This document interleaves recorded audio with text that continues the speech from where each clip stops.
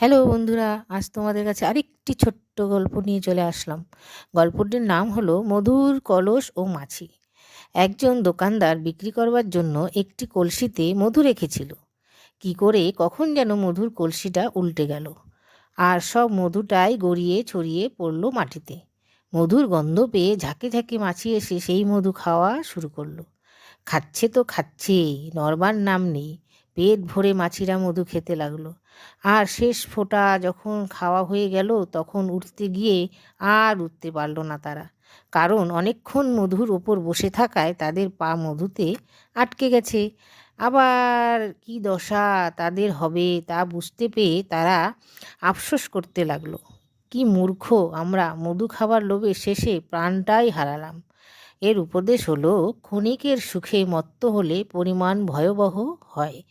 এই বলে আমার গল্প শেষ করলাম।